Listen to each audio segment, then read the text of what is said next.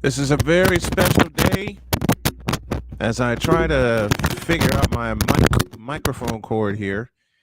This is a very special day for me as I want to wish my daughter Sonia a very, very happy birthday. Happy birthday, baby girl. Now let's go.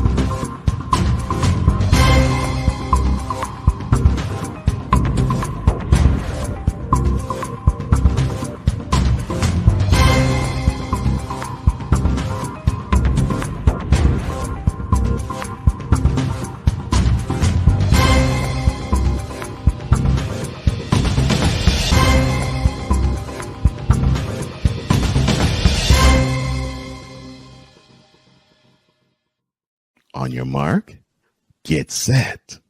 Let's go. I can't do it. We'll do it live. Do it live! I'll write it and we'll do it live! Mister, will you please wake up, wake up, wake up, wake up, wake up?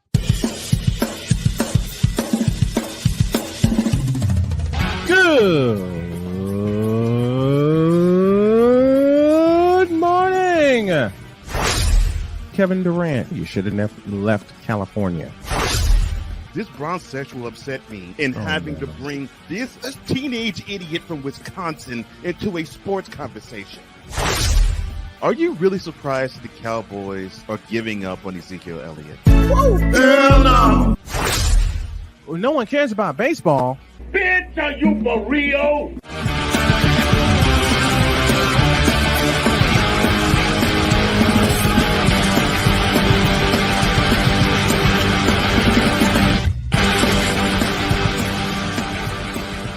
Oh, there we go. Oh, yeah.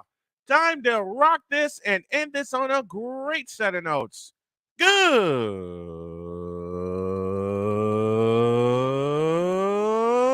morning. Welcome, one and all, to the fabulous, fantastic, freaky football Friday edition of Snowman in the Morning as I make adjustments with my one of my new toys that I have here. Great to have y'all with us. We're presented by BetUS.com, and I want you sports bettors to listen up because your favorite sports book is back and in their 30th year of action with live in-game betting, incredible odds, daily odds boosters, props, and parlays, fast payouts, and exceptional one-to-one customer service. They got it all, and when you sign up and use the code Snowman, you will get a 125% deposit match. Log on to BETUS.com or call 800-792-3887. That's 800-79-BET-US. BetUS.com, where the game begins. Sam Shady at the bottom of this hour. And during hour two, not only will you see Chris Bass, in lieu of Ben Sutter not being able to make it this morning due to a commitment at work, Drew Willingham will join us. And I can't wait to get him on and tease him mercilessly.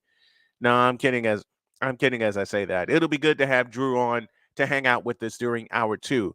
This is hour one. This is the Whip Around. It's presented by Fanatics. Let's go.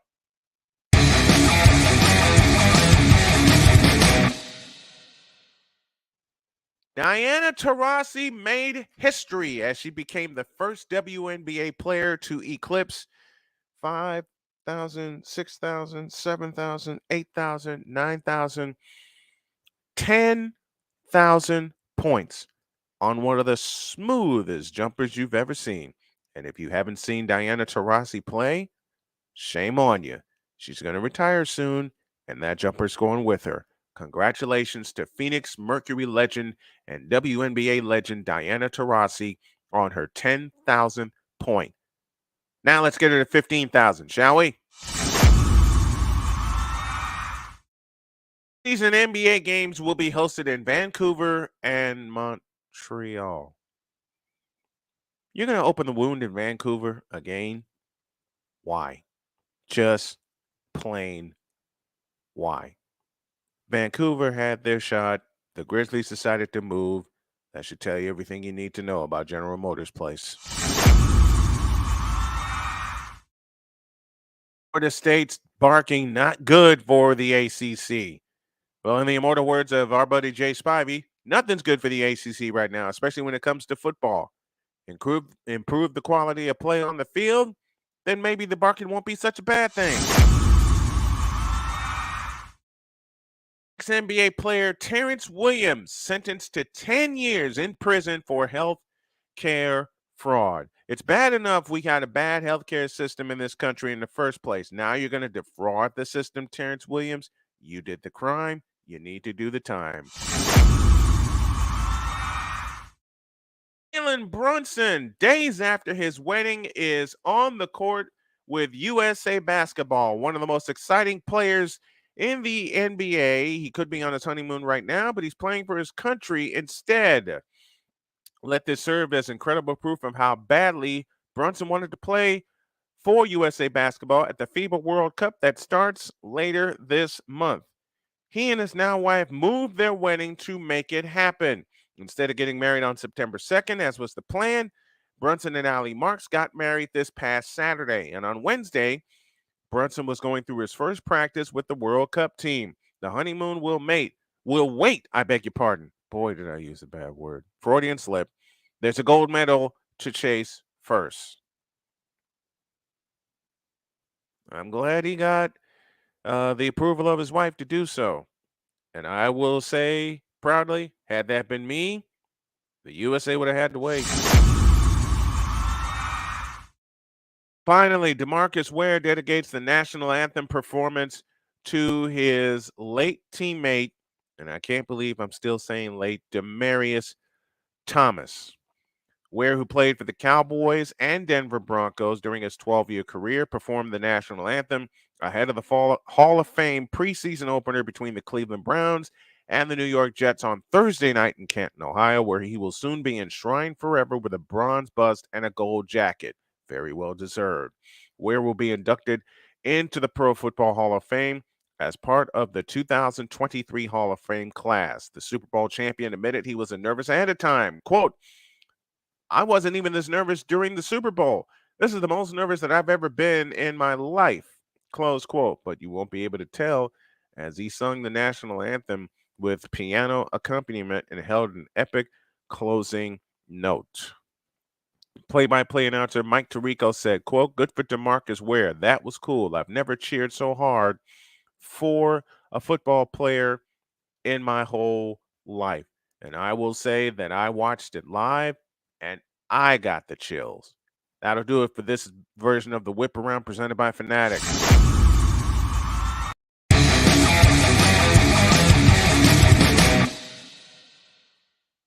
This is what I get for pushing the wrong button. Hey, get your butt back in. Hey! Excuse me.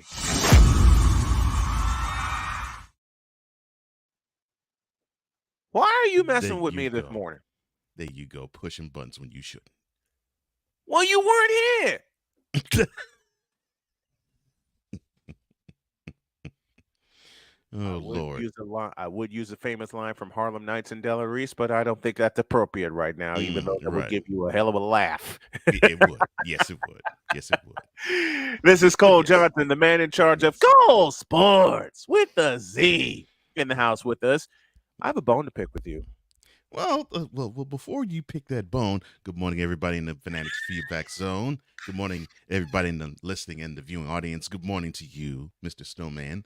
Hey, and yes, and we'll be right back right after this. Smart aleck. Smart aleck. Somehow I knew you were going to push that button just to mess with me. Well, A, I'm glad your schedule's cleared up. B, I'm so happy that you're here. And C, to reiterate to the viewing and listening audience, not only was Cole Johnson the call to be my EP. He was my only call. It just he just fit quickly to the Fanatic feedback zone where Vicala joins us from Chicago. Says, good morning, Snowman Army. Good morning to you, my man. Good morning to Wise El Jefe. And I got to throw y'all some flowers for helping me navigate a very difficult day yesterday. And it's better now. But I will say, when Jody came in last night from picking up my son Dakota, I sobbed. I absolutely sobbed. She got me going this. Oh, no. Oh, Lord. Why am I reading this? Snowman in the Morning with Cole Johnson is brought to you by Penis 15 Water. For all the ebbs and flows of life, trust in Penis 15 Water. Penis water. See, you have to find that commercial because Chris Bates voiced it perfectly. Yes, he did. Yes, he did. Jonathan Safel joins us from Los Angeles saying, great show. Thank you very much. Thank you very much. Great Sig Diggy joining us from Norway, 10 years from. How extensive was the fraud? How about $5 million worth? Yeah, that's extensive enough. Anytime you fraud the system as backwards and as messed up as it is, your ass is in handcuffs. Mm-hmm. Period. All right. Sam Shady at the bottom of this hour via a tape segment that we did earlier this morning. We'll talk all things CFL and USFL and XFL signings. And Drew Willingham will join us at the top of the next hour in lieu of Ben Sutter being unable to be here this morning. He had some business to take care of. Okay. And a welcome to those of you on CSTV as well as BS3 TV, and a welcome to those of you on WLEO in Baltimore, WIRU in Chicago, and many of our stations across the country. Take a time out, and when we come back, was there a football game last night? Who cares? Back after this. Yeah, that football game takes.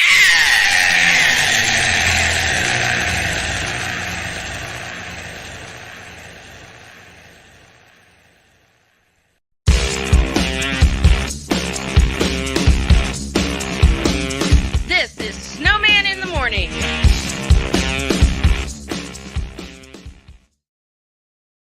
We're not a cooking show. We're a show about cooking. We turn the camera around and point it at you. Our show takes place right inside your kitchen.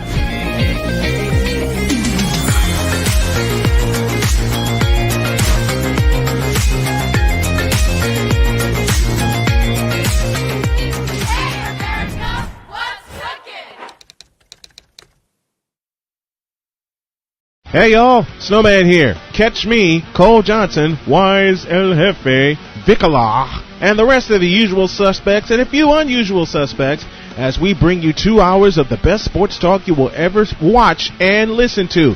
It's called Snowman in the Morning with Cole Johnson. Now on at 10 a.m. Eastern, 7 a.m. Pacific on CSTV and CSTVnow.com. Join us, won't you? I'm in another lane. I'm a different breed. I'm everything you can never be. I'm next level. Next level.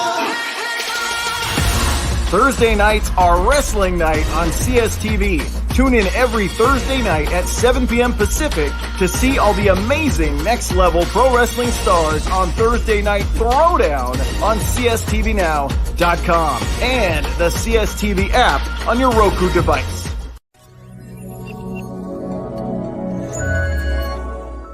Cause we take this job so serious. The f*** is that? Sorry, pardon me. My apologies. What in the all types of blue hell? This is Snowman in the Morning with Cole Johnson.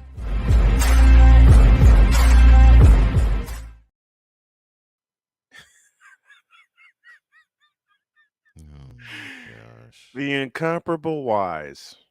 Yes. Yes. No one like him. Thank the Lord. Yeah, exactly. Okay, now I have a bone to pick with you. When is On the Daily coming back? On the daily. Well, Yes. I Putting wanted you to on have the it spot like you haven't done that fine. to me before. Yeah, well, my goal is to actually have it come back Monday. So hopefully, Okay. if all Sweet. things go well, I'll return on the daily because I think I need to actually do something of that nature. Yeah, and you were doing great with on the daily, and then as far as YouTube goes, and welcome to the audience watching on YouTube. Hit that like button, hit that subscribe button. In terms of content, and you and I both talked about this on and off the air, all hell broke loose. Mm-hmm. And the bad part is it's still breaking loose. Isn't that the truth? All right. Was there a football game last night? Yes, and let's have someone else help break this down, shall we? Yes, please. Yes, please. And now batting, the man who is smoking a spliff because the Yankees beat the Astros, number 420, Wise El Jefe, number 420. I love that. I love that. And you know what we love about Wise whenever we do this kind of intro? The first time we called him, it was a pure accident. Yeah, it was an accident. That's what started It was it an all. That accident. was a pure accident when we called It him was. the first time. Mhm. Every time after that, It's designed. it's Yeah, designed. it was very designed. much designed. Welcome, Mhm. Wise. Good morning, my brother. Great Good morning, to my have you. brothers. How y'all doing today? Wise, good. I need to Doing throw good, you man. some flowers just like I did Cole and everybody else yesterday. You helped me navigate through what has been a very difficult week and a very difficult day. I love you. Thank you so much for the laughs. Bro, yesterday. I know what you're going through. I just had a cousin who was murdered in Ecuador this past week, about a week or so ago. So I know, man. Yeah. It's crazy. Yeah, it is. That's why I tell everybody, yo, listen, you never know Mm-mm. what's gonna happen tomorrow. No. Always let people you know that you love them. I'm saying just this nonsense where we're not able to express how we feel and it has to stop. Yeah. Like we men especially, like we get criticized when we show our feelings and our emotions. A lot. And we get called soft, but it's not. It's listen. It's strength. It's actually strength on your part to be able to show emotion and to show that. Listen, life is hard. We all go through situations. We all go through everything. But as long as you have the support of your family and those that care for you, you'll get through it. It's hard. Believe me. Every time my son comes over, every time my son comes over, I'm giving him a big old hug. Every time he comes You over. have to, man. Listen, I have no problem letting y'all know that I love you guys. Hey, there's no problem. And the same on this end. You know, There's no issue with that. I love you too. Because we got to be able to express ourselves and let each other know while we're here that, hey, dude, I appreciate you. I love you. Thank you for your support. Thank you for everything you do. And thanks to everybody in the chat, man. We got some wonderful fans. Man, we got they're not even fans. No, they're friends and family. They're family. Yeah, they're family. They're family. We've built a relationship with the. Listen, we've built up a relationship where we've all been able to sit down and have real talks, like life talks. We've all been able to sit down with each other and have that talk where, hey, listen, what's going on? How you doing today? What you're going through? So being able to have that support, like when I was going through whatever I was going through, you and Cole was there for me, listening whenever when Cole was going through whatever he was going through, he spoke to us. That was his outlet. When you go through what you go through, you speak to us and you let us know, and we're your outlet. And that's what it's supposed to be. And that's how it's supposed to really. It really is supposed to be that way. I appreciate it. Yesterday, but Cole us as black men, because we are, first of all, we are criticized the most because we don't really truly support each other. Until they haven't seen us. And No, I'll say I'm not saying we're well, I know on a general standpoint, we don't, because we tend to hate on each other, which is ridiculous. Yeah, we are heavily criticized, and it is ridiculous. Instead of seeing each other succeed and want to see our brother succeed, we're envious of what he has. Yeah. And it shouldn't be that way. Listen, he worked hard for whatever they've got. So now you need to, and you're gonna get people that are gonna hate on you because they're jealous of what you're building and what you're doing. And the work that you're putting in to get there. You just can't focus on them. You got to focus on what we got going on, all the positive things that are going on in our lives. Exactly. Listen, bro, in this past year, look how you've grown your show from whatever what you had on YouTube, whatever. But look how many networks you're on, like how many stations you're on now. Yeah. And that and that list is growing. But it's the growth that you've been going through, is the work you've been putting in, is the relationships that you've been building, having Cole take over EP duties, having me come on, having everybody that you have come on, build this up. Yeah, man. Because you've grown as an individual. You've grown as a person. You've gone through struggles. And people have seen your struggles. I'm saying you've allowed people to see your struggles and see your sensitive side, see your side, the true Brian Snow.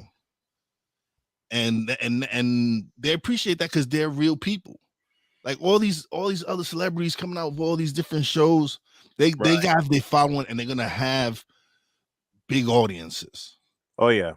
But it's shows like ours that connect with our audience personally, because I'm sure none of those celebrities really connects with their audience the way we connect with our audience on all our platforms. Nor do they want to. Let me acknowledge two new viewers.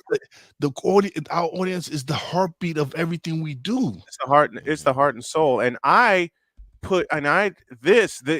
interaction I attribute to one group, and that's my good friends up in Saskatchewan, the Rod Peterson show, Darren DuPont, Rod Peterson. That entire crew encouraged me to use their show as a blueprint. And then when I went in the hospital last year and I seamlessly handed the EP duties to Cole, so I owe y'all a lot for the growth of this. Let me acknowledge two new viewers: Sin City Pirate, big time Raider fan, joining us this morning. And welcome to Derpy Entertainment. He says, well, the NFL had us in the first half because that game sucked until the second half, and the shots are fired already. I don't even judge these games because it wasn't really the true Jets defense that the Browns or whoever, like, I'm not like, these games to me are meaningless. I'm just excited because football is being played. That's all I'm excited about. I'm not excited about the games because the games are going to suck. We're not going to see any of the superstars, any of the big name players, because they don't want to risk their injuring them for the season. And if we do, I do too. And if we do see them, more than likely it may be a series, maybe a series, like in the second preseason game, second full week preseason game. You might see him for a series, maybe. Mm-hmm. And that's a big time, maybe. 23 after the hour. Ysel Hefe, Cole Johnson joining us this morning. Welcome to everybody that's just tuning us in, getting your morning started. Man, it's like you said, Wise. Football is back. Yeah, and when we did the show yesterday, I've had so many people. I have so many people ask me, "Are you watching the game tonight? Are you watching the game tonight?" The only person who didn't watch me, who knows me, was Jody, because I signed off yesterday and fell flat on my ass. Well, it's quite understandable. I remember when you did the cold open to the Brian Snow show yesterday afternoon. I was like, dude is gonna be like this for the rest of the night, man. And that's an understatement. I queued up the old show. I did the cold open. I pressed the button in the air and I went and passed out. I passed right out. Listen, I get it, but I go to sleep when I got to go to sleep. I'm sorry. I get my beauty rest. As much as I do and grind, shoot, you don't apologize, bro. I'm saying exactly, no exactly. reason But to- you definitely don't, because you all over the place, and I don't mean Yeah. in a bad sense. No, bro. How do I expect to grow this, right? Like I've been doing shows all over. Like the last 2 weeks, I've been all over the place. I've been doing shows all over, and that's because I build the relationships with people that I've been on these shows multiple times. Yeah, and it's because, and again, it's about building these relationships. And shout out to my man D Willie, though. We had a great show. That was one of my good favorite shows of the week, even though he disrespected me.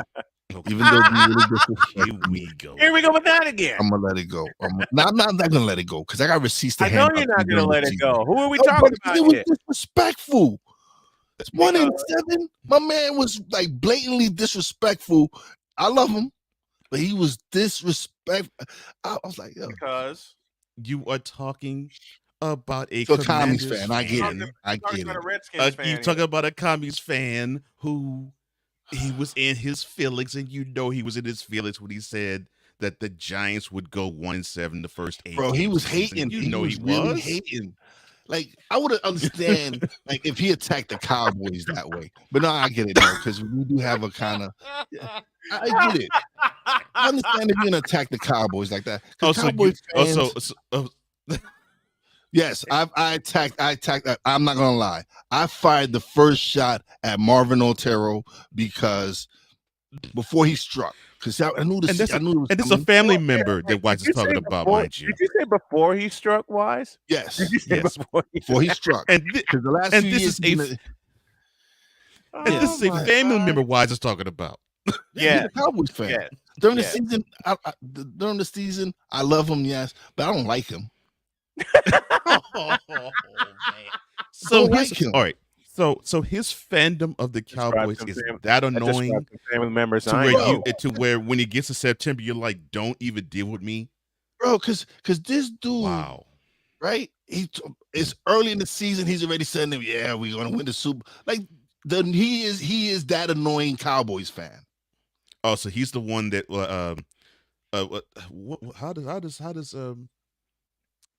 how does Victor call him? The moronic Republic of the Cowboys Nation. Yeah, So he belongs to that. He is probably the vice president of that club. No. So he would be vice president. I'll explain why he's not the vice president, or he's one thereof. Okay, he's a charter member. Let me put it this way. Charter member. I ran into one yesterday. So you run into one every day. I ran into one yesterday who had cowboy garb on from head to toe, and I see him yesterday morning as I was getting some breakfast for myself and Jody, and I mean he's in Casey's and he's like head to toe Cowboys. And the challenges have been out lately on Facebook. Piss off this fan in 5 words or less. Yes, I've seen some of those. And yeah, I'm almost annoyed like seeing he's dancing up and down. He's dancing up and down on the line, saying, "Football is back! Football is back!" Man, I got my wife's M&Ms, and I walked by him, and I said, "I bet I can piss you off in less than 5 words." And the flames in his eyes when he turned toward me, and he said, he didn't go full Samuel L. Jackson. Well, but he may as well have. And you know the movie I want to borrow it from. And he says, "I dare you." I put my arm around him and I said, "No problem. Ezekiel Elliott at center." So are you saying I got my burrito, I got my wife's breakfast, I got my wife's chocolate treat, mine, put it in a bag, and drove off. So Victor says, granted, we had a great laugh about it because, you know, he was teasing everybody in the line just as I was. But when I put my arm around him and I said those 4 words and drove off, I hope you like sanitized your arm after that. I did. You could catch things. Wise. You can catch things. Shirts. I'm just saying, you can catch things from that Cowboy fans. I changed shirts and I did indeed sanitize my right arm. I changed sweatshirts. You had to. Because I had a Look, light colored so- sweatshirt on, and for those of you who know, you're thinking it's 80 degrees. Why are you wearing a sweatshirt? I'm on a blood thinner, and You be cold, yeah, I get cold very easily. I never thought I'd say that at 51, but I get cold very easily. So I'm on a blood thinner, and sometimes I can take the air conditioning with no problem. But yesterday, I had a light colored sweatshirt on. I came in, I sanitized my arm, I changed sweatshirts. I wore the one that y'all saw yesterday. And Jody looked at me and said, "Okay, who'd you run into?" I'm like, "Baby, what are you talking about?" She goes, "You're changing sweatshirts. You don't do that before you go on the air." And I'm trying to play coy, and if anybody knows me, it's my wife. I'm like, "Baby, what are you talking about?" She says, "You're not wearing a cold shirt. You're changing sweatshirts. You get cold very easily because you're blood thinner. What happened?" I told her what happened, and she was laughing out the door. she says, "Did you have to say that to him?" I said, "Baby, you watched the final play." Well, she goes, "Well, yeah, and it was funnier than hell, but did you have to say that to him?" "Yes." She goes, "Okay." I got a kiss, and she was out the door. So one of the shots I fired was a meme, and it's a video cassette tape, and it's the highlights of the Cowboys' last Super Bowl. See, why'd you have to say that to me as I took a gulp of coffee, knowing how it was going to make me laugh? I have to let him know. I know that. Oh, we're all gonna let him know. Because now my feeling about this Cowboy season has changed. Thank you, Cole Johnson, because my original anarchy thought was let them go 4-13 and be done with it. But now I want them to go 11-6. Yeah. Get into the wild card round and get obliterated. I don't want them to lose. I don't want them to lose by a score. I want them to get freaking obliterated in the wild card round. To repeat Cole's announcement as we go to break, with the 24th pick in the 2024 NFL Draft, the Dallas Cowboys select the offseason. Damn Cowboys. Let's take a break. When y'all get back, you'll hear Sam Shady as we break down USFL signings, XFL signings, and Week 9 in the Canadian Football League. And it's going to be a ride and a half. And I got a warning for BC Lions fans like myself. We got some problems. Back after this. Oh, Cowboys fan.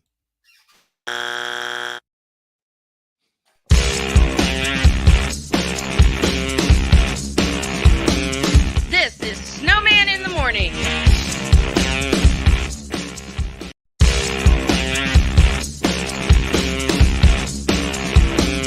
This is Snowman in the Morning.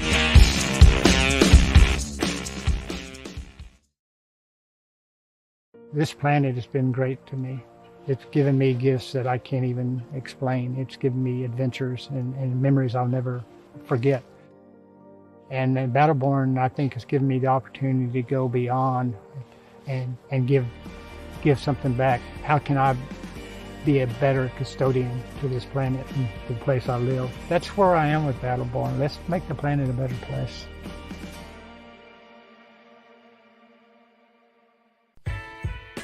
Hey everybody, Brian Snow here. Want to do some afternoon sports talk with me and be interactive? Also meet some great guests from every walk of life? Then tune in to The Brian Snow Show on CSTV and CSTVnow.com. Weekdays at 2 p.m. Come on aboard and enjoy 4 the p.m. ride. That's 4 p.m. PK Tire Pros, your one-stop on-the-spot auto service headquarters for a complete line of quality tires and auto services. For years, we have provided the Stockton, California area with the latest products and unprecedented services for everything we sell. And for years, our customers have been coming back. Take a look around. If you don't find what you need, visit us in Stockton, California. From the latest and best in tire technology to the services required to keep your vehicle looking good and running great, PK Tire Pros can get you out on the road quickly and at an affordable price. Stop by soon to see why so many people consider PK Tire Pros to be the one-stop shop for all of their tire needs. At PK Tire Pros, our friendly and knowledgeable staff, quick and dependable service professionals, and affordable prices all come together to make driving out on a new set of tires easy. On top of that, we never tire of tires. Stop by and see us, and you'll be glad you did.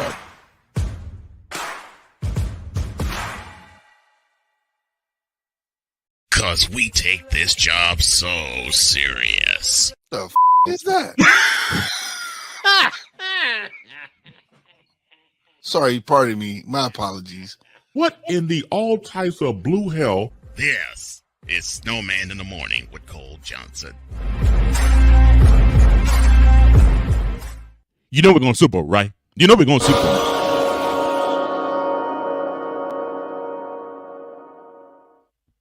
Right now, joining me on the Invader Coffee Hotline, the one, the only Sam Shady. Good morning, my friend. Good morning. Excited to be joining you to talk some CFL and XFL, hopefully some USFL as well. All right. What excites you the most, well, one of the things that excites you the most is the one thing that excites me, and that is signings from both the USFL and the XFL to the NFL. I know you got something cooking. What you got for me? Yeah, so I think yesterday we officially topped the 60 mark. Last season we saw 61 USFL players signed throughout training camp all the way throughout the NFL season. So we've already basically met that mark between XFL and USFL players signed by the NFL this season. So that's very encouraging to see. It's kind of showing me that these leagues are doing exactly what they intended to do. They're getting these guys more opportunities in the NFL. And more importantly, very, very recently, it seems like it's 5 to 6 guys a day, every day, that are getting workouts from the USFL or the XFL. And it's really encouraging to see. I mean, as a fan of these leagues, this is what we need for them to survive, is this NFL translation. And we're seeing a lot of them. Yeah, we're seeing a lot of it. We're seeing a lot more of it. Does it seem to you there's a lot more this year than there was last year when these two leagues premiered? Yeah, and it does. I mean, I think obviously there's a little bit of a different scenario here because you have two leagues that just played a full season rather than just the USFL. But some of these guys are getting signed, and they were like XFL draft picks just recently, and they participated in the XFL Combine. They built some buzz for themselves, and then they ended up back in the NFL, even though they maybe weren't on the NFL radar to begin with. So the XFL is helping players, or really the XFL and the USFL is helping players get back into the NFL without even having to actually play it down, which I never expected. I never expected that either. One of the players that you highlighted that should get a chance is going to get a chance, and that's the USFL's MVP and Alex Magoo. Talk about how big of an impact he's going to have in the NFL after his breathtaking, record-breaking season in the USFL for Birmingham. I actually think that he's a great fit for that Green Bay Packers offense. I personally think that their depth behind Jordan Love isn't much to speak of. And it really, honestly, is a situation where I think that he has a really good opportunity to make that roster out of camp. And I'm talking active 53-man roster, which was not really the norm last year for USFL players. A lot of them were signed, but a lot of them spent their time on the practice squad, or they were signed in camp and never made the active roster. I believe Cavante Turpin was the only one who actually made the roster out of camp, but I anticipate that Magoo will, at the very worst, as a quarterback 3. In fact, the Packers have actually been looking at bringing in other quarterbacks, and I think that's more an indictment on the other quarterbacks on the roster than it is on Alex Magoo. And one of the guys they were actually looking at, which I thought was very interesting, was Josh Love from the Michigan Panthers. Now, Magoo and the Packers, you just mentioned a moment ago, a very good fit. And you also mentioned the quarterback depth of the Packers, nothing to speak of. We all know what happened in the offseason. I'm going to throw a wild card question. You know how I am. You know how I love doing film breakdown and film research. We do it every Friday. Do you give Magoo the keys right now, to that Packer offense? As far as in the preseason, absolutely.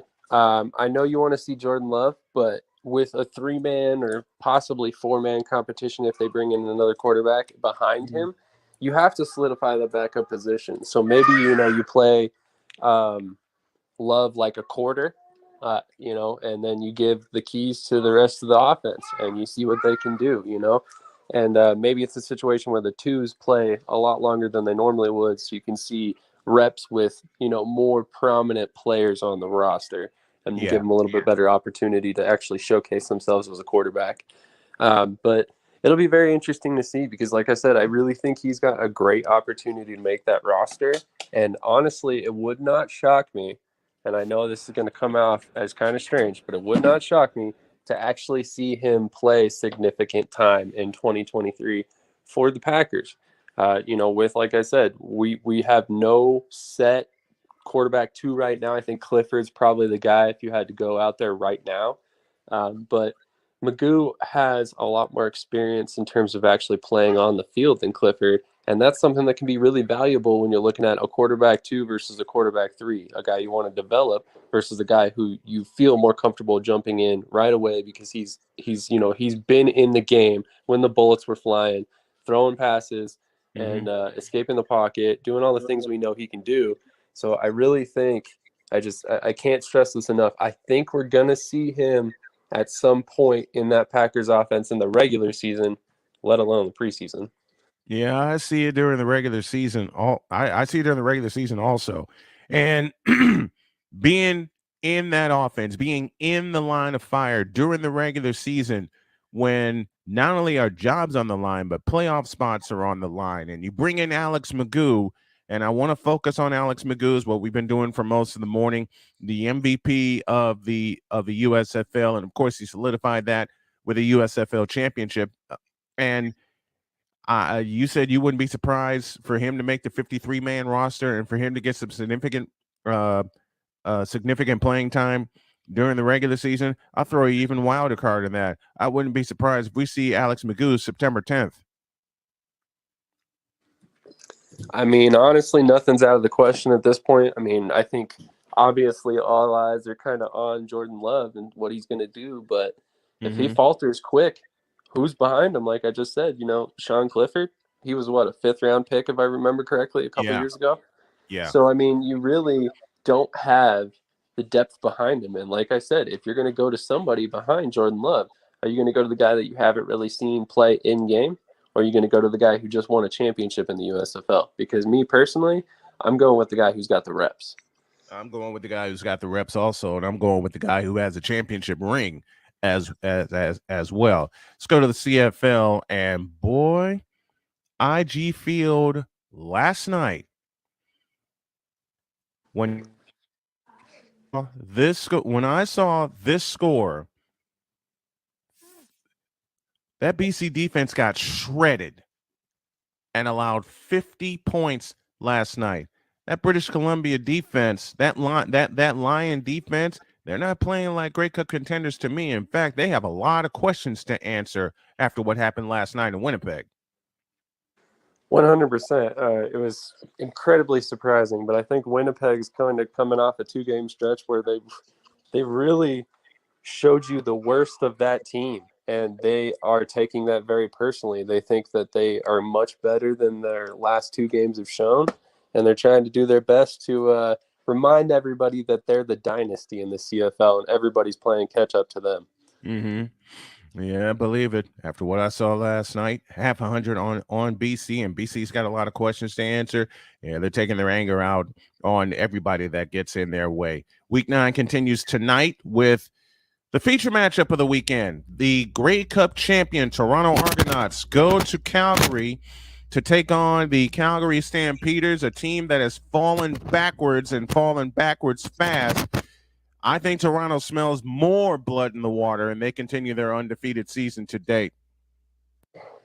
I 100% agree.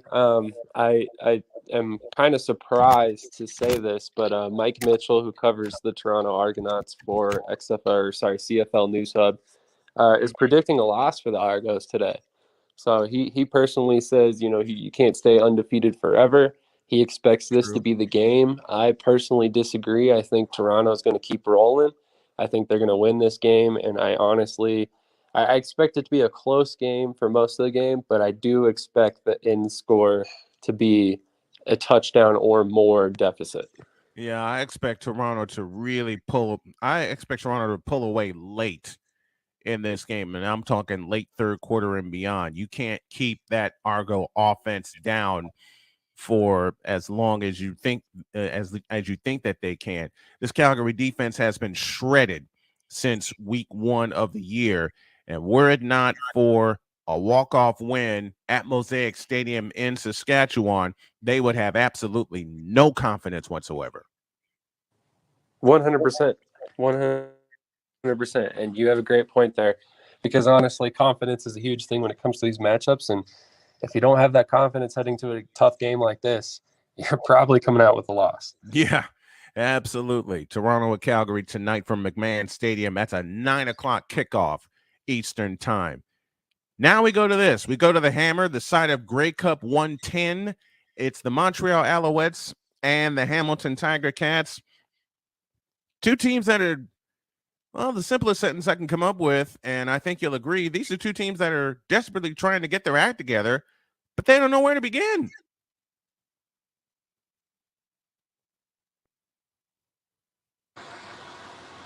Sorry about that. Yeah, I definitely am.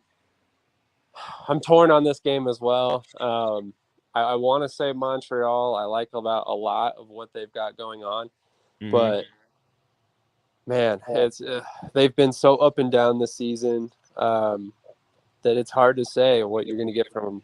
And honestly, you could say the exact same thing on the other side of the field. So it's one of those things that's just so tough to predict that I honestly don't know in this one. If I had to pick, I'm probably rolling with Montreal, but that's probably based on my bias more than anything. But I just really think this is going to be a tough game on both sides, because, like I said, they've been so inconsistent. You don't know which team you're going to get on either side. So we could see a blowout victory by one team. We could see a close game, or we could see something in between there.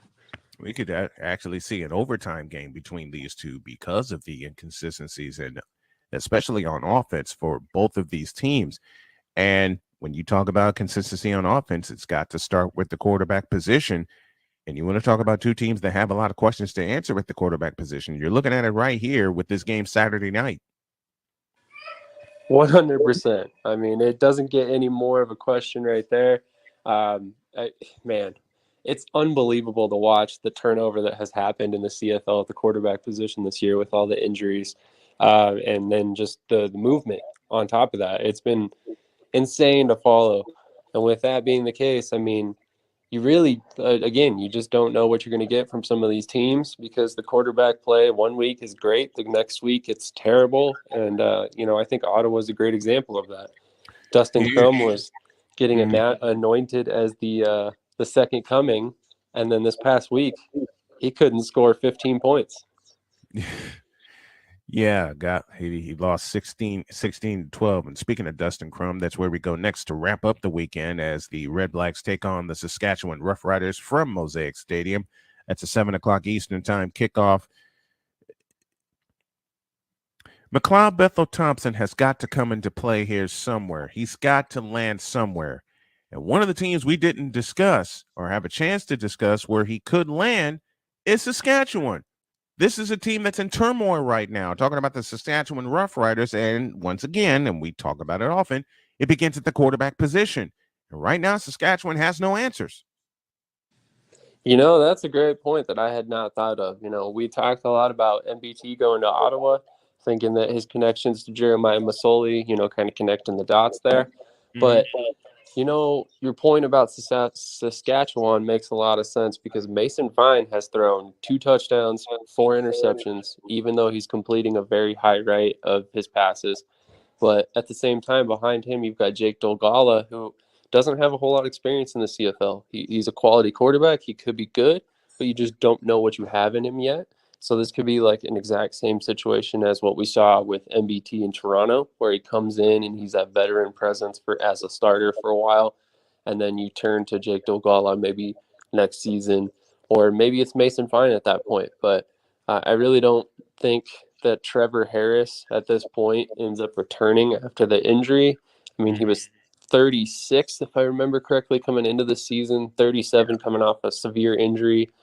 I'm guessing he's probably going to end up hanging it up, but I could be wrong. Regardless, I think you go out and you sign MBT and you try to keep him here for at the very least the rest of the season, if not, heading into next season to give you some sort of reassurance. So what happens next with McLeod Bethel-Thompson if he doesn't sign anywhere in the CFL? What happens next for him?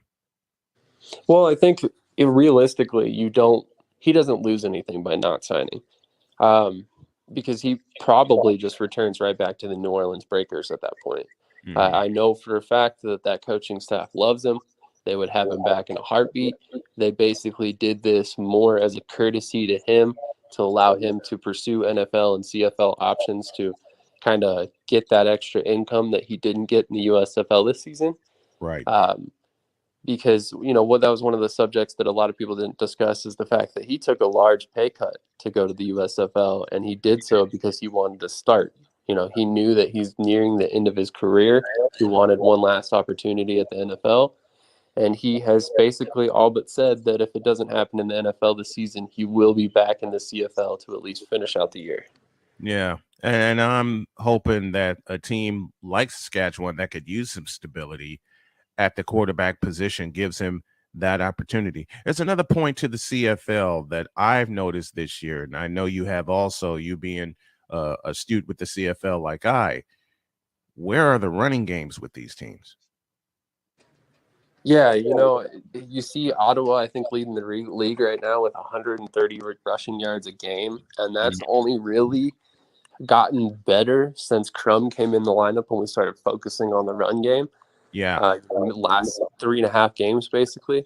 Mm-hmm. So it's very interesting to see, because the CFL is normally a little bit more run heavy than this. So it's interesting to kind of see the transition, but especially considering all the quarterback injuries we've seen, you would think we'd see more run game than we would see pass game. But a lot of these teams are passing 60-70% of the time still. So it's very interesting. I don't want to say it's an evolution of the game because it's just a 1-year sample size, but we could be seeing the CFL transition a little bit more to the passing game like we've watched the NFL do over the past couple of years. And it's a short passing game to begin with, as we have seen with the NFL transition to more of a short passing game. I mean, there's a lot of distance passing with the CFL, but it's very few and far between this year, as A, compared to last year, and B, compared to the running games that we saw last year. 100%. Yeah, and that's a great point. I think that's another reason why you see so much passing, is a lot of these offenses are trying to use that as an extension of the run game and try to get these young quarterbacks or these backup quarterbacks in a rhythm. You want to give them something they're confident, something they can complete. That's why you see a guy like Mason Fine have a 75.5% completion rate, but again, has more touchdowns than he does have interceptions. Mm-hmm. It's always kind of been a telltale factor to me is what a guy can do in the red zone and in the scoring potential situations. And Mason Fine might be great in between the 20s, but past that, that's when you start having questions about him. And that's when you have to start questioning if he's really the franchise quarterback for the future. Lots and lots of questions to answer in week 9 of the CFL. Sam and I will take you all the way to the Hammer in Grey Cup 110 with our coverage of the CFL. Thank you, Sam. Love you, brother, so much for coming on this morning. Thank you. Appreciate it. Absolutely. Thank you so much for having me, and I look forward to next week.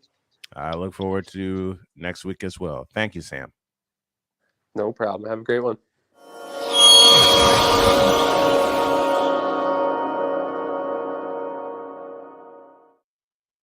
Pause for a break, and then hour 2 of this crazy spectacular begins after this.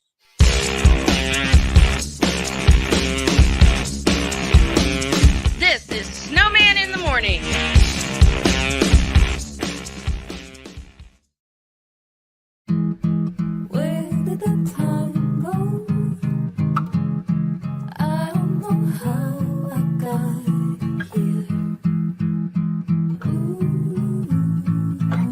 done the hard part. You quit smoking. Now do the easy part and get scanned for lung cancer.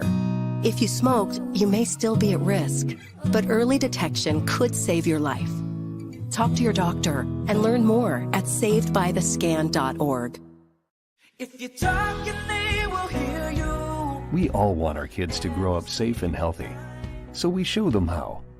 And we tell them with honest conversations that let them know what we expect. Not just one time, but every chance we get. That's especially important when it comes to alcohol and other drugs. Kids not only need to know the dangers and how to avoid them, they need to hear it often from you. And when it comes to pain medications, opioids, they need to know that they should never be taken without a prescription and never shared with friends or family. It's dangerous and illegal. So talk with your kids and guide them through the challenges of growing up safe and healthy. Because when you talk, they hear you.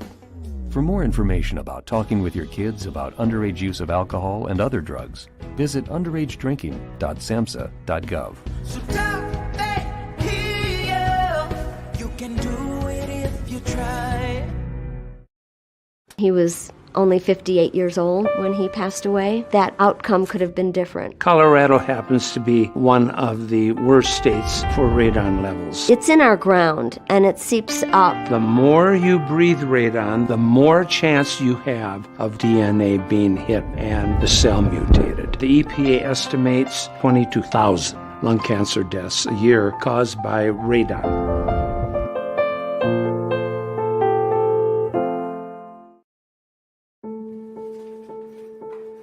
We all make choices. When it comes to alcohol, kids make choices whether to drink or not. Bye, Dad. Bye-bye. Remember, I'm going to Alex's party tonight and sleeping over. Have fun. Hey, have a seat for a second. Remind me about that party again? Alex is just... And adults make choices whether to talk about it. That's true of parents and every other trusted adult in a kid's life.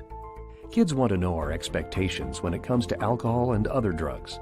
They want guidance and honest answers to their questions. And it makes a difference when the message is consistent and part of everyday conversations. So talk with your kids and help lead them on a positive path. Because when you talk, they hear you. For more information about talking with your kids about underage use of alcohol and other drugs, visit underagedrinking.samhsa.gov. Time for hour 2 of this spectacular. Ryan McCoffey now joins us this morning. That's what you need to do to beat Josh Allen. You need to make him uncomfortable. Hour 2, time for some Spivey notes. And here's Jay. Well, I know he's only in his 3rd year, but they're just wasting Justin Herbert. Hour 2, the hardest working content creator I know, the playmaker. Hey, LeBron James, the greatest scorer of all time. Hey. Hour 2, the one, the only Christopher Dietz. They rewarded Ohio State for not playing, and they punished USC for playing. Hour 2, Sam Shady. Oh, man.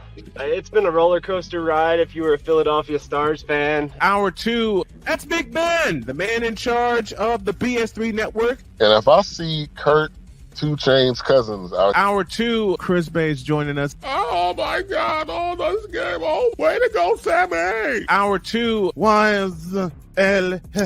Oh man, I thought I missed it. What in the all types of blue hell? Time for hour 2 of this spectacular, and it starts right now.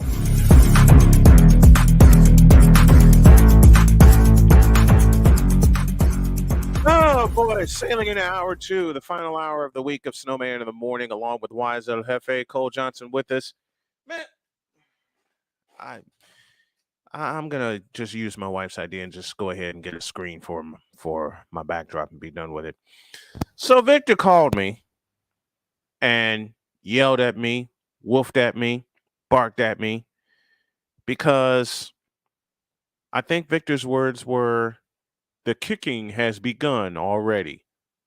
I said, "Victor, whatever are you talking about?" He said, "You know exactly what I'm talking about. You can't mess with me like that." Okay, then I'll mess with you like this.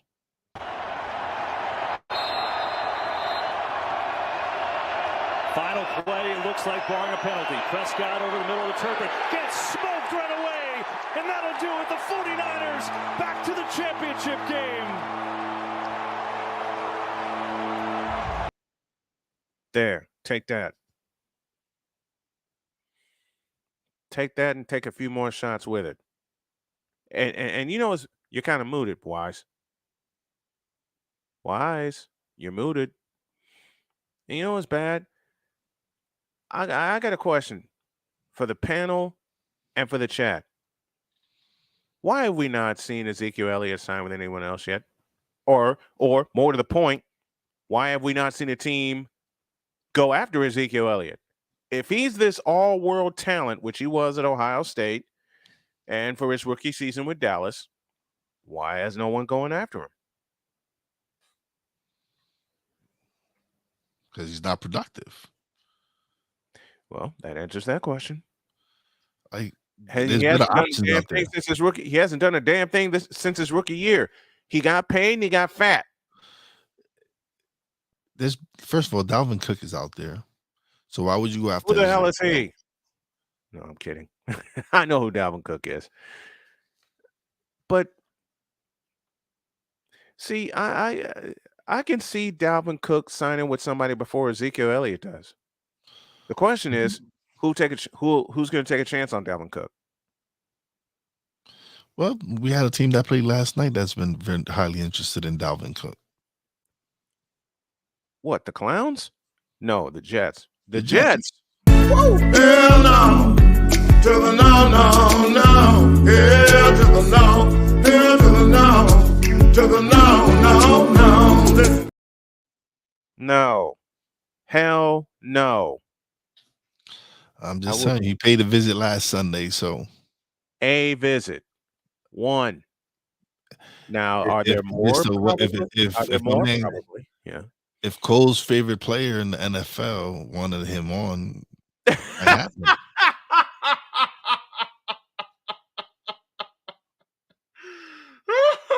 Shots fired. He's ignoring me or something because I don't know. Well, he's got two monitors in front of him. He's got something going on. He's cooking on something right now. Oh, you know he's cooking.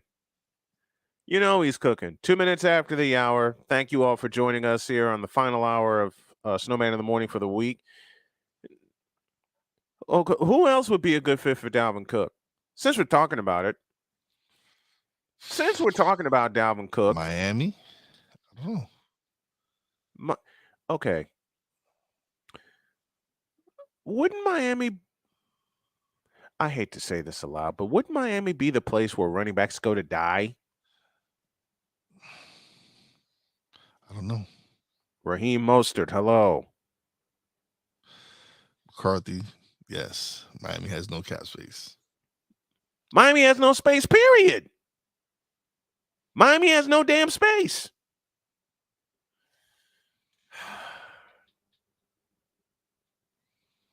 But who else?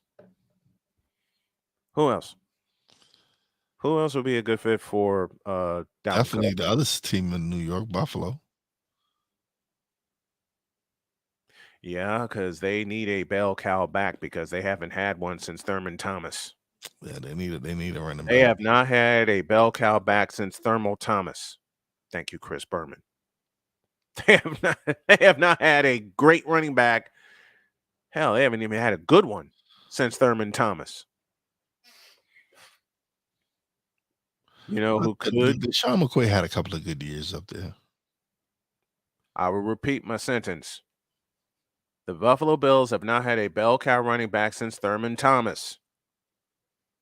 But no team has really had, like, it was a different time. There's no team that can really say they've had, besides Adrian Peterson, that they've had a belt, someone who's had the career, first of all, that Thurman Thomas had. Mm-hmm. True. You know and for the length that he had it, because he had it for a running back, he had a pretty good tenure. 16 years. So I think and 14, 15 years. It was whatever it is. It was a long time, and so yeah, it was plus. It's like you said earlier in the week, Wise. It was plus 10 years. Anytime you get a running back that can play plus 10 years plus, you've had a good career. And you don't really see that in the NFL anymore. No, you don't. That's why when they say they've been devalued, it's a much physical game. It's these athletes are some of these athletes are in phenomenal shape. They're weapons. And they're not getting a shot in hell. They're not getting a shot in hell. Speaking of a team playing with fire, as far as the running back goes, the Indianapolis Colts are about to get scorched because they are, in 2 words, you fool! They're being stupid. They're about to get scorched. If they let Jonathan Taylor go, then they have set themselves back for the next 10, 12 years. Because Jonathan Taylor was, and I will emphasize the word was, their bell cow, then this happened. Wasn't he the centerpiece to what the Colts are trying to do in rebuilding the team after Andrew Luck? Yes. And he was the NFL's leading rusher 2 years ago. 2 years ago. Mm-hmm. 2 years ago, he was the NFL's leading rusher. Now, we talked about who would be a good fit for Dalvin Cook. Yeah. Then, in the words of Robert Kelly, I got a question. Oh no! Here we go with the mispronounced words again. But go for it. What is Jim Irsay smoking? I have a better question. What is Jim Irsay drinking? Yeah, should be the question. Yeah. No. Well, see, I know he drinks. I know he has a picture of a drinking and being behind the wheel. But for him to just pop off at the mouth the way he has, I'm thinking it's something stronger. You know, like what Aaron Rodgers is drinking. There is nothing stronger than that. There is nothing stronger than that. I'm just saying. And of course, it's Aaron Rodgers. Mm-hmm. Who the hell cares?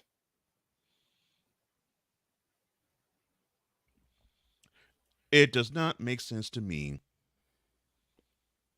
that you're going to go against type and then you're going to risk not just this one talent, but you're going to risk losing the rest of the whole locker room. Oh, the locker room. How you're treating. Yeah, by seeing how you're treating this guy who the locker room has already been lost. The locker room has already been lost. And you're talking about it's upsetting. Yeah. It's quite upsetting. It's upsetting to me to see how all this is taking place. And it's upsetting to see that they finally get some quote-unquote stability at the quarterback position, given who they drafted, and you're not going to build around that. It's cruel. It's absolutely cruel. It's absolutely cruel. It's absolutely stupid. And the Colts have set themselves back. I'm going to go ahead and say it. They have set themselves back in a division that they have had chance after chance after chance to win, going away. And since Andrew Luck, they have blown it every single doggone year. Oh, they're going away, all right. Way away. Mm-hmm. Way away.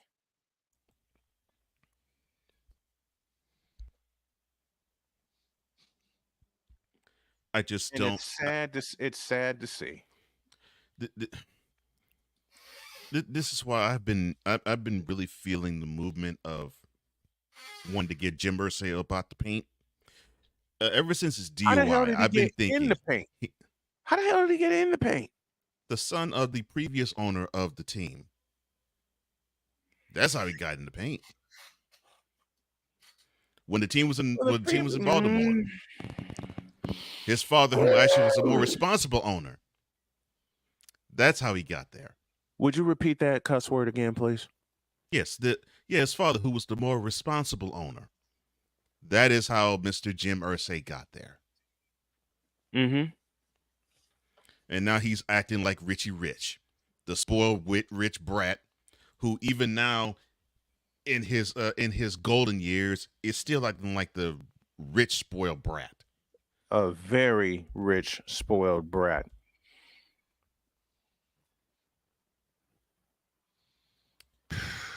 And that quote by Irsay about I don't even want to read it aloud. I don't even want to read it because this franchise is sinking.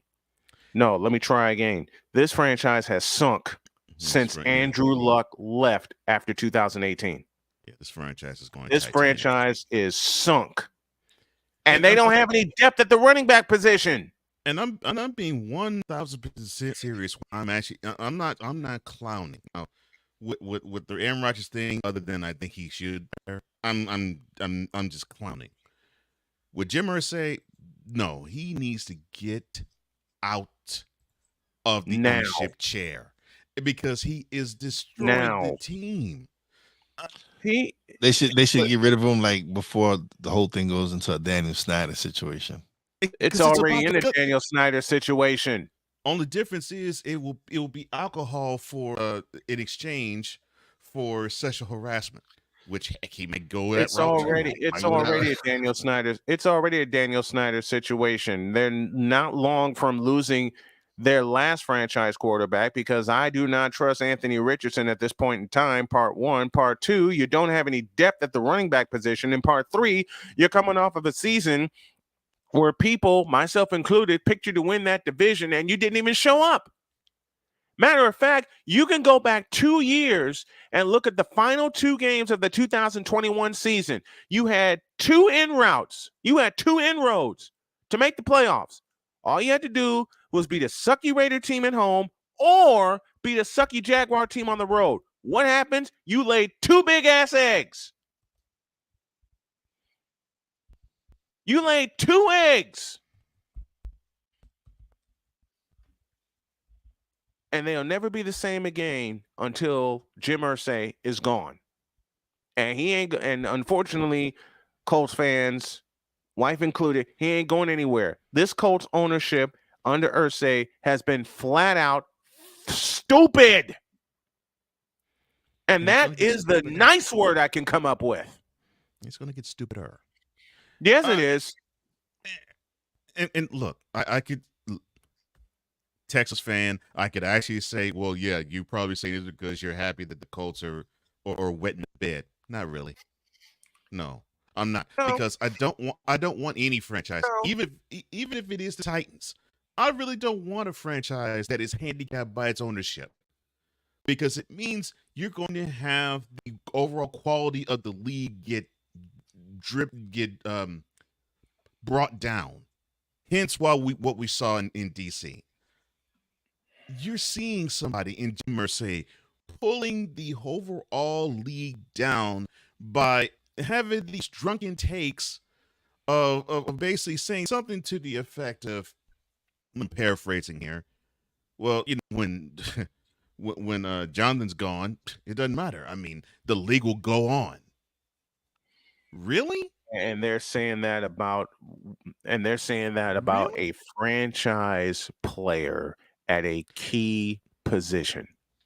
Really? He's saying that about a franchise player at a key position. Franchise player. This is the tact you're taking. This is the hill on which you're putting on your guide on and dying. Basically saying, heck, that player can go. I could get another player. I mean, heck, we all know running backs. It's expendable. He damn near said that about wait a minute. He damn near said that about the best offensive lineman in the NFL. Of course, I'm talking about Quentin Nelson. Oh, but he backed up. Go ahead, Wise. I said, that's what he's saying. We can replace Jonathan Taylor. He's saying that's not a problem.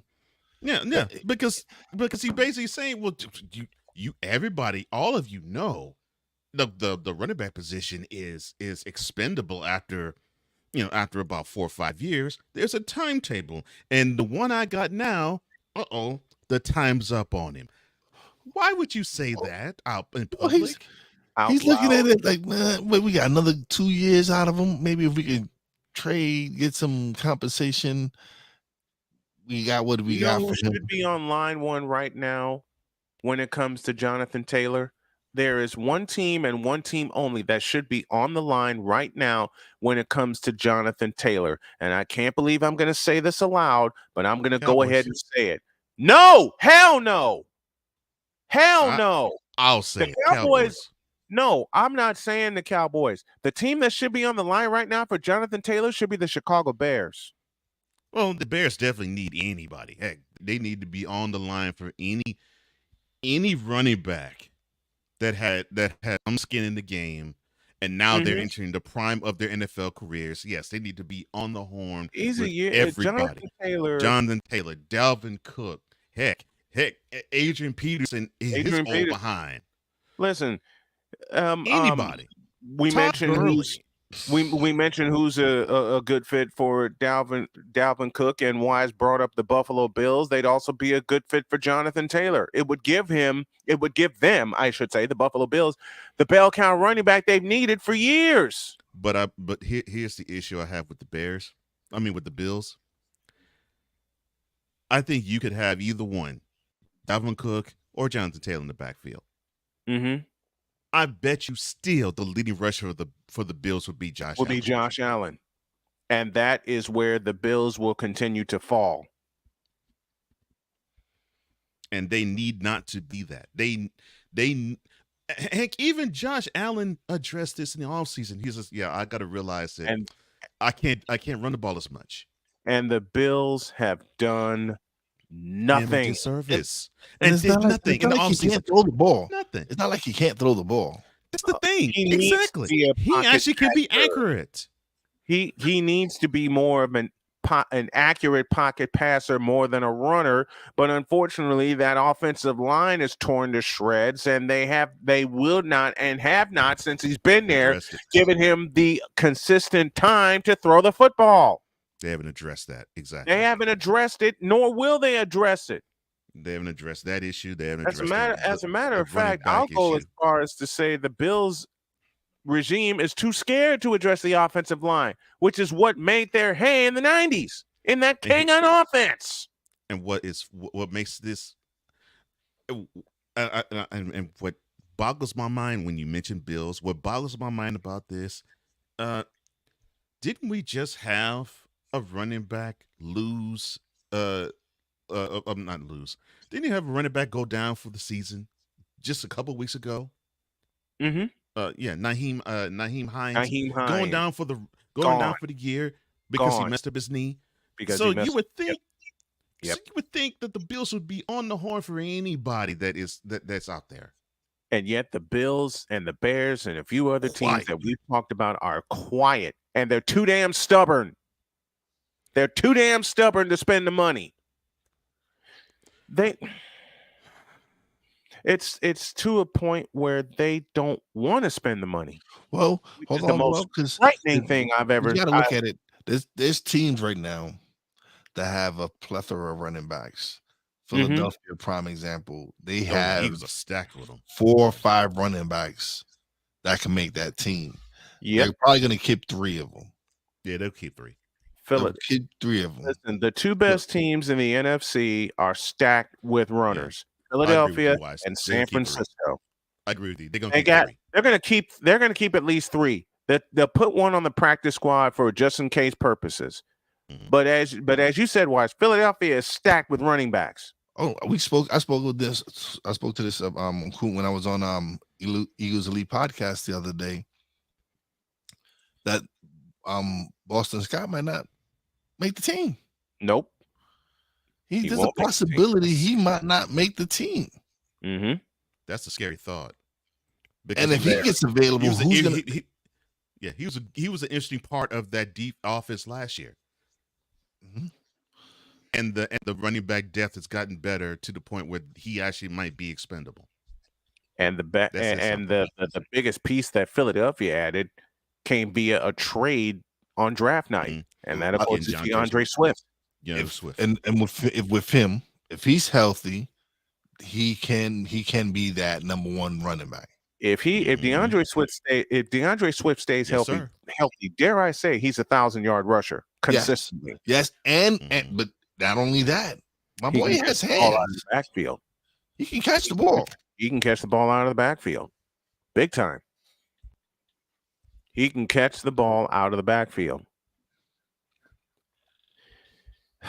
The screwiest part is the running back position, save a few teams, is in flux all over the NFL. And I'll say it again, save a few teams, it's in flux. You could point to a team that's either due to an injury or due to the stupidity of the ownership, have not and are too chicken blank to address the key part of their position. And it goes back to a question that Cole posed 2 years ago on this show. Why are teams afraid to run the football? Matter of fact, let me quote, open the quote, please, because I think Cole said it this way. Open it. Quote. Why are teams in the NFL allergic to running the football? Close quote. That's exactly how I phrased it. Because why are teams so allergic to running the damn football? And what sucks is teams that do rely on running the football are considered horrible offenses. I'm not saying this. I'm not saying this team to literally throw you under the bus. Wise. That's what people were saying about the Giants even last year. Mm-hmm. Oh yeah, because all they had was Saquon. All they had was Saquon Barkley. That was their only. You gotta sugarcoat it for me. I know what my team was, but to their defense, this 10 W's though, and they improved in the offseason. 10 W's last year, and they improved in the offseason. Yes, they've added the element that we're missing, which was that deep, because Jalen Hyatt has been looking phenomenal in camp. I'm excited for what this biggest weapon I feel the Giants have added to really help their cause is Darren Waller. Darren Waller easily. That's without question. That is the piece that's so there's pieces there. There's other pieces too. Yeah. Trey Hawkins, our 6th-round pick out of Old Dominion, having a great camp. Our number 1 pick, Deontay Banks, having a great camp. So they made this. That's why this. After suffering what we suffered through with the last few regimes, with Joe Judge, Hackett, not Hackett. What the hell was his name? He was from Green Bay too. Anyway, Oh yeah, that explains a lot. Not LaFleur. Not Shermer. Yeah. And then Shermer. I don't know who it is. And then Ben McAdoo before that. We've suffered through a terrible regime. I'm sorry y'all suffered through Ben McAdoo. You had Jason Garrett as your offensive coordinator. Don't kick a man while he's down, please. Really? Don't kick it. Well, wait a minute. Let me take. Am I lying? No, you're not. You're not. You're not. All right, mister. Clap, you seal. I'm sorry. Bad phrasing. Anyway. The funny thing is, the horrendous head coaches I mentioned, what gets his goat is the fact I mentioned Jason Garrett being a Giants, the offensive coordinator. Offensive coordinator of the Giants. Let's address one more. Okay, I want to address something. I want to address something football-wise that I heard on another show, which I don't believe and never will believe. And that name is Kirk Cousins. According to a dear friend of mine in Darian Hopkins. What blasphemy are you about to utter? According to Darian Hopkins, and I do this out of love, you can't blame Kirk 2 Chainz Cousins for the failure of the Minnesota Vikings. I am paraphrasing big time. Yes, you can.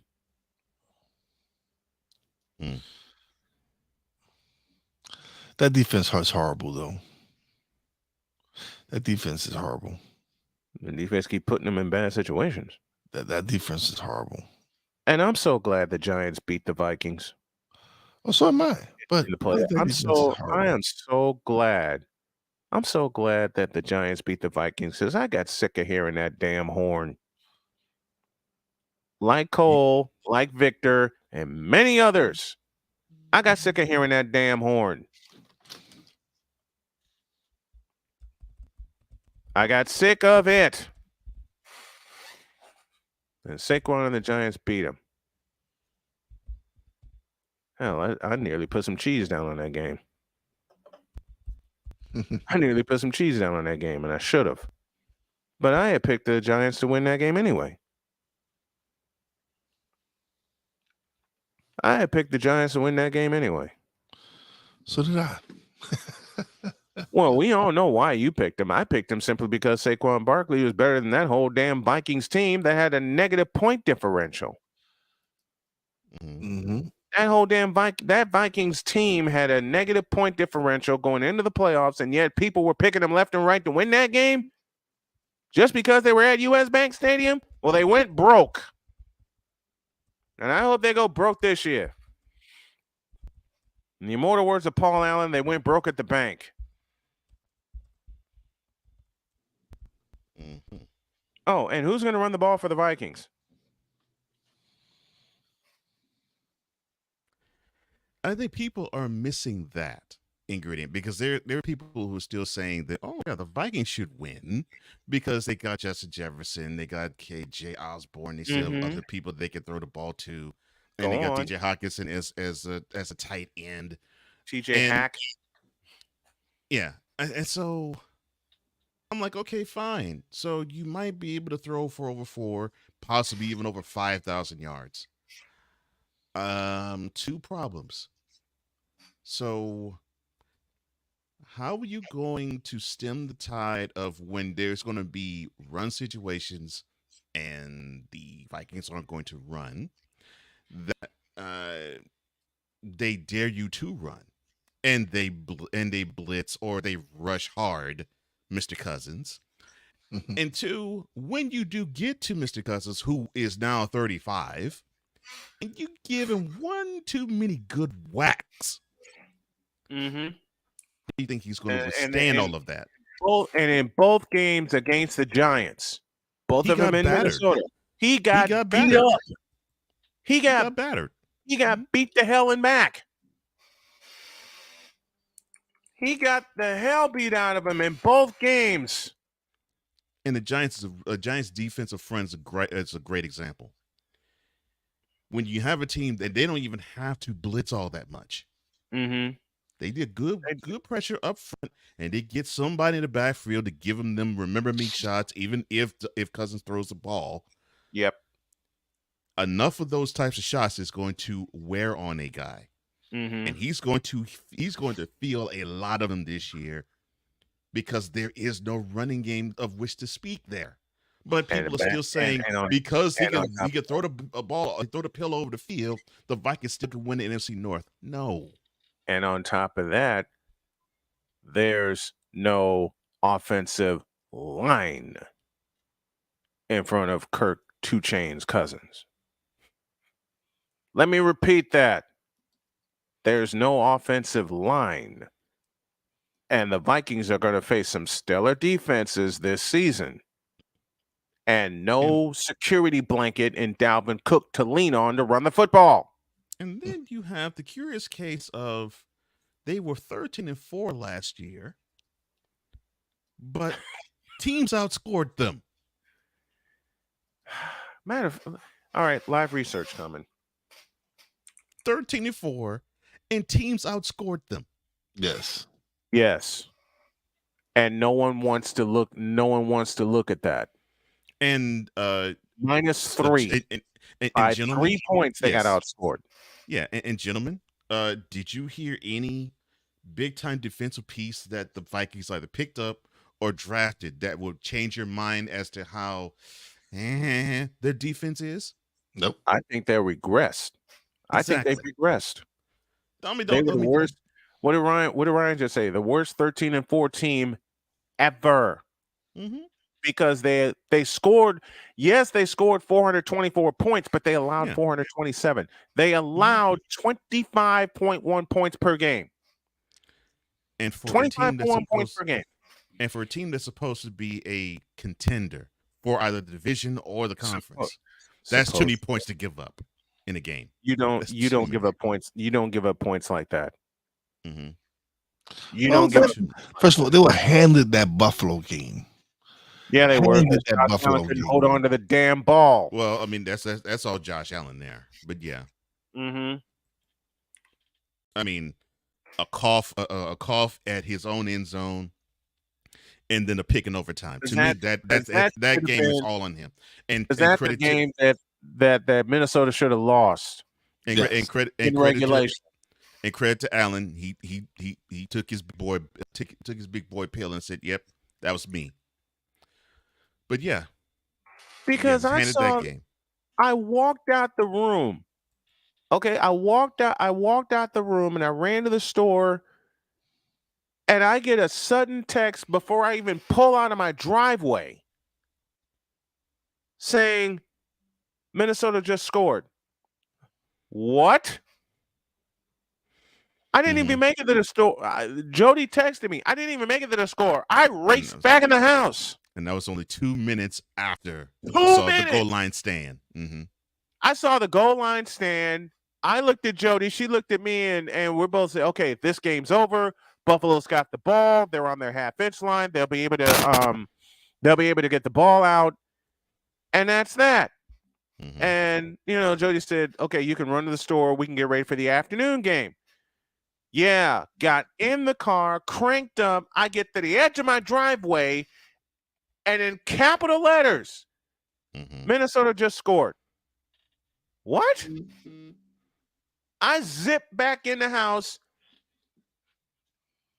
I looked at Jody. She looked at me, and we're both like, how? How the hell did that happen? That's how it happened. Yeah, that's exactly how it happened. That's exactly how it happened. Here's a couple of 13-4 teams. Minnesota's 13-4. They got outscored by 3. Meanwhile, Frisco went 13-4 and outscored their opponents by 173 points. Well, that's why one team failed to get out the wild card. You also had the defensive player of the year on your team. Yeah, about to say one of Nicholas Bosa. You had offense. You had, it was more your defense, if anything, because that defense was nasty. Oh, that defense absolutely. That defense. You can't compare. That's like comparing apples and oranges, because they had an offense, but that defense was horrible. Horrible on opponents. It was like horrible on opponents. Let me use a word to describe the Vikings defense was horrible. Listen, let me use a word. Let me use a word to describe the Vikings defense that I've used often to describe offensive lines. That defensive line of the Vikings was porous. Absolutely porous. When you basically are trying to rely, you are putting it kindly. That when you are relying on Patrick Peterson to give you picks, and I'm not saying he's a bad corner.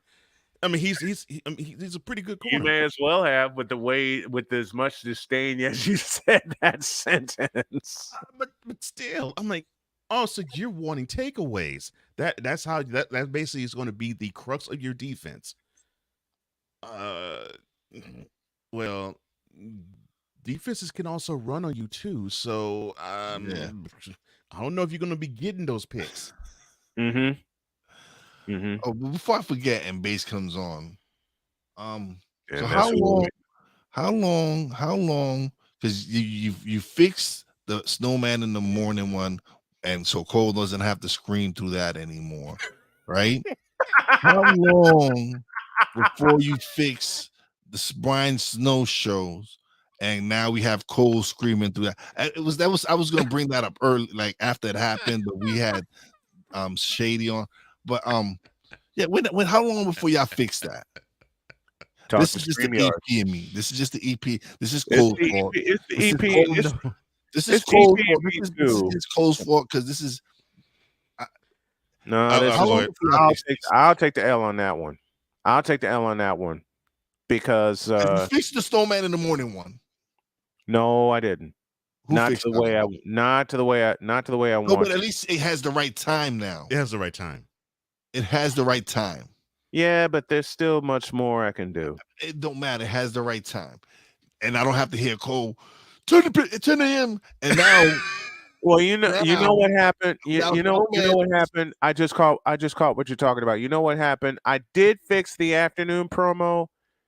It's loaded, but some of those that we have up now, okay, you are just got to delete still being You gotta run. delete But them. the afternoon promo is done. The afternoon promo is fixed and it is loaded. Is it okay? I just want to make Yeah, sure. yeah. I just caught. It was something I wanted to bring up earlier, but I completely got distracted. And how dare you say that I have to catch that?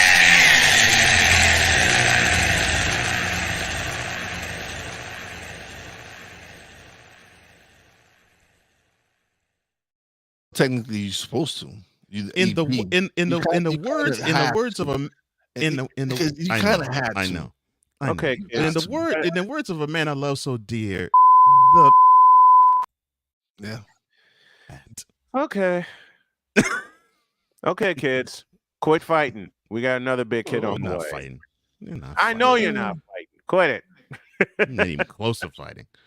No. No. Y'all want to see a fight? Put it. Okay. I won't even say it. I won't even say it. All right. There are 200 ways I can. There are 200 ways I can describe a fight, and I can't say any of them. I won't say any of them here. Oh boy. Here we go.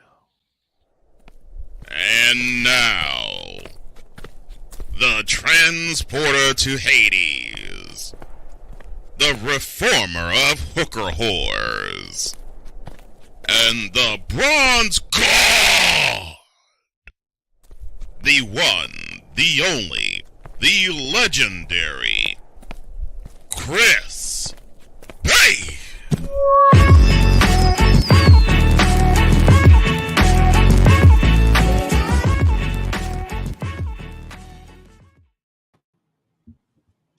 Here he is.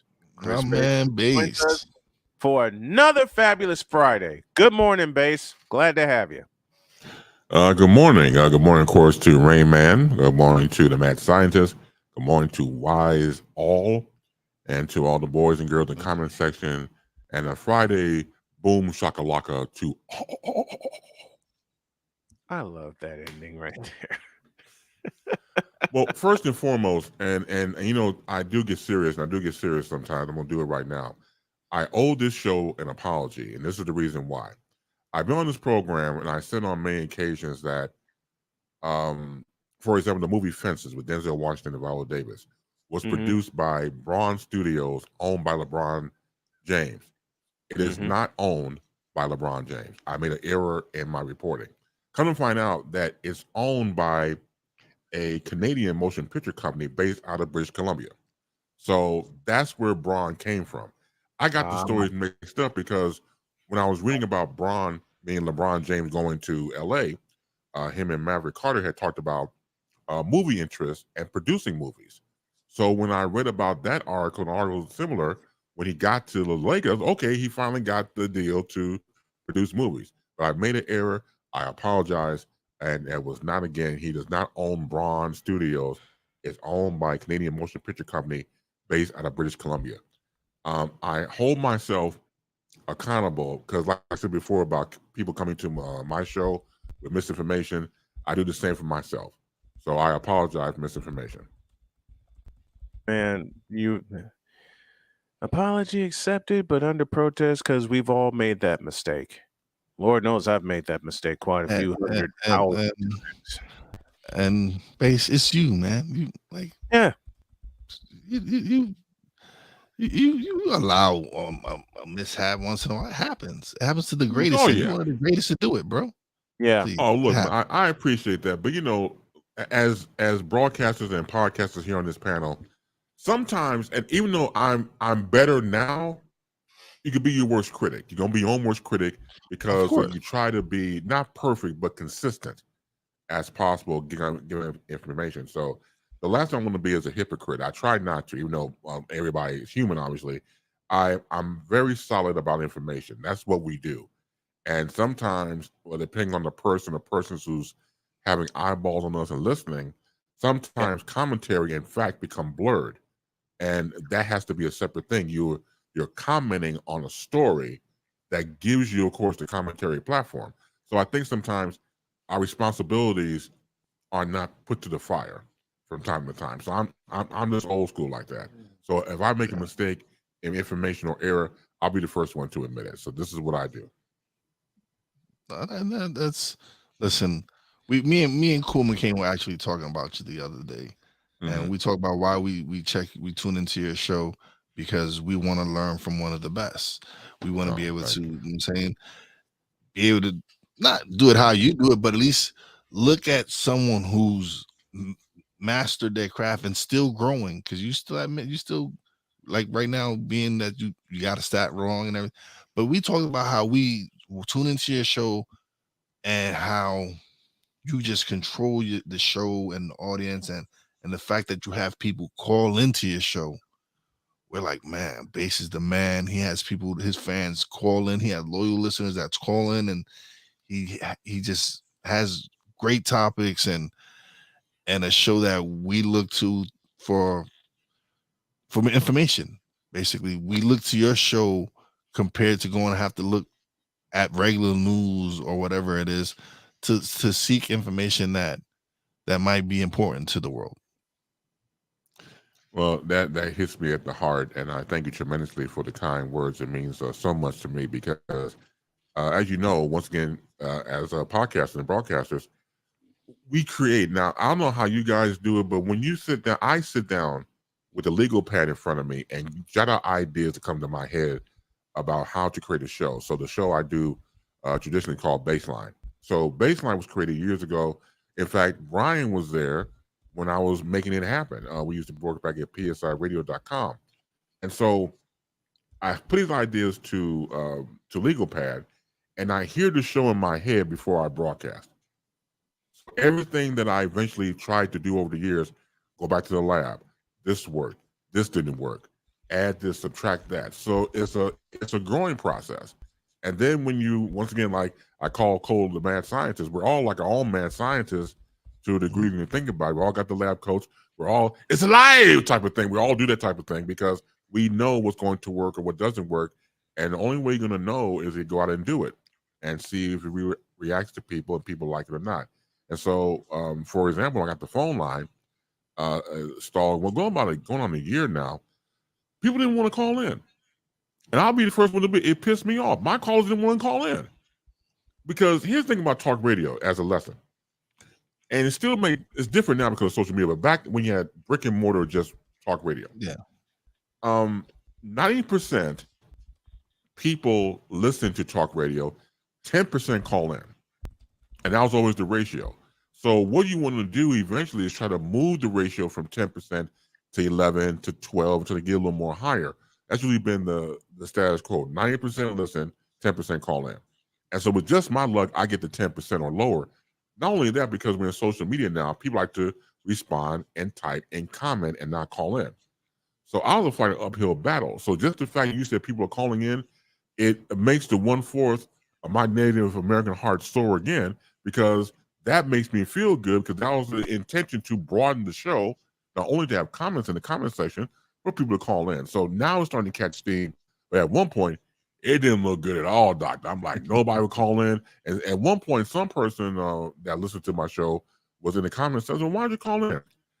I don't like the sound of my voice. We talk about grown people. Grown people. I've called in a couple of times. Right. I've called in a couple of times. You called in right, because you know your voice. I'm talking about grown people in their 60s saying that I don't like the way I sound. And that kind of threw me for a loop a little bit, because you're 60. And you don't like the way you sound, but everybody got their own idiosyncrasies, and that's how they operate. But I appreciate you calling in and other people calling in. Brian will call in sometimes and things of that nature. I know Cole will check in the comment section. So that makes me feel good, because, again, it's always nice to know that what you're doing is working. And after years of being told you're not going to be good and this doesn't work or it sucks and stuff like that, and to finally have a plateau where it's embraceable. So again, I thank you so much for the comment. We have no idea how much it means to me. It is tremendous. Listen, being that I haven't been in the business as long as you have, I've only been doing it for almost 4 years.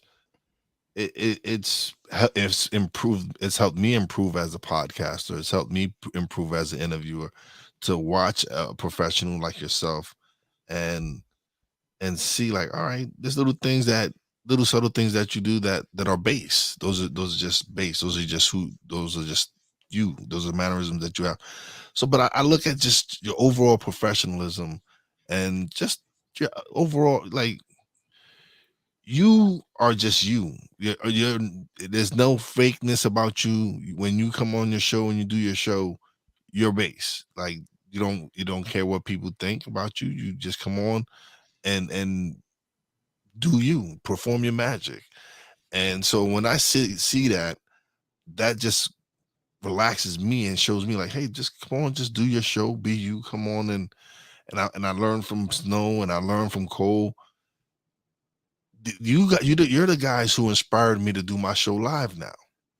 Seeing you guys do this, because just tuning in and seeing you guys do it, and the way you interact with your audience and you connect with them, and you're always responding, you're always putting up comments, you're doing all these things.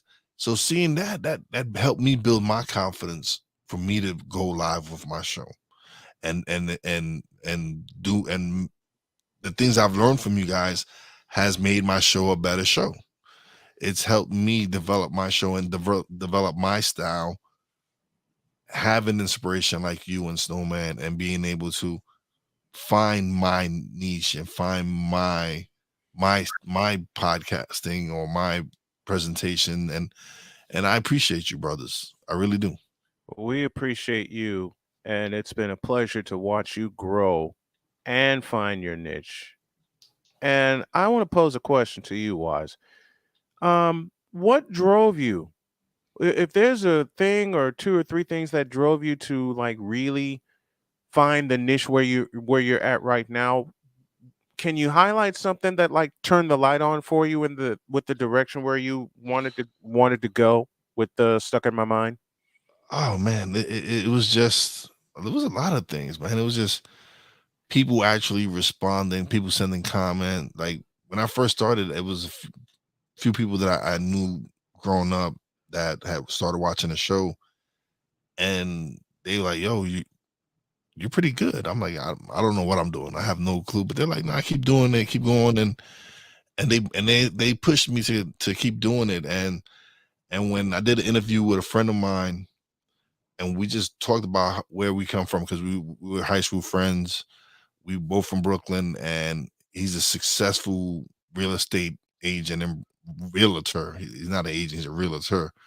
And we talked about mindset and all this, and to have another friend of ours who went to school with us reach out and say, listening to what you guys talked about inspired me to take that leap and start my own business and do. So to have those type of comments kind of show me, like, yo, you're making an impact on people's lives, and to be able to do that is, to me, much more valuable than building, like, than really becoming a famous or a celebrity or doing this for clout or whatever it is. I do it because I love to help people. I do my show because I want people to gain knowledge and improve on their lives, because there's nothing, like, why would I want to create content that's gonna inspire hate or whatever it is? I rather inspire growth, development, and want to teach everybody who knows me. I share any knowledge I gain. That you do. Any new tools I gain to improve as a podcaster, anybody can tell you, yo, this is a new tool I'm using. Check it out. If you decide not to use it, that's on you. at least I am sharing this with you and help because someone shared it with me, or if I found whatever it is. But I get that from watching you guys because Base is always, whenever I had a question for Base, he's like, all right, yeah, this is what you do, whatever, or Cole, whatever. So I learned from you guys because you guys are open books. You guys like, hey, if you got a question or if you need some help with something, ask me. Yeah, not a problem. And that's how I've always been in my journey, to the point where since we're now beyond COVID and I'm back here in the Midwest and another pending move coming soon, I'm going to act on an idea and open a virtual play-by-play academy. And I have to say that piece of inspiration came from my wife, because I'm always talking to kids that ask me, how'd you get started? And I love sharing my story of how I did get started. And in the past 2 years, I've had so many people reach out to me wanting to know how I got started. And they said, they would always say, that's inspiration that you took an unconventional route. And I said, you know what? Let me just go further than sharing my story. Let me put it into practice and help the men and women who want to take an unconventional route into doing play-by-play, into doing simulcasting, because it's something I've grown up with for many, many years. I've shared here, the first Bulls game I listened to was on WIND in Chicago. And that is when I first heard the voice of the late, great Jim Durham. And when he teamed with Johnny Kerr a year later, and then the simulcast was happening with the sports, at the time, Sports Vision, and later became Sports Channel. I don't know. It was just then, it just rang a bell in my head. And I've always operated that way. And now I just want to share that part of me with any and everyone, and just help those who want to get into this business, not only just get in using my platform, but helping them build their own platform as well. Well, again, I gotta thank Wise for again the kind words and saying that looking at people like people on the panel here as inspiration. And I'll be the first to admit, if you would have said to me probably about 5 years ago, we met 5 years ago, Base, you inspire me, the first reaction I would have told you then was to put the razor blade down, stop doing lines. Cocaine is one hell of a drug.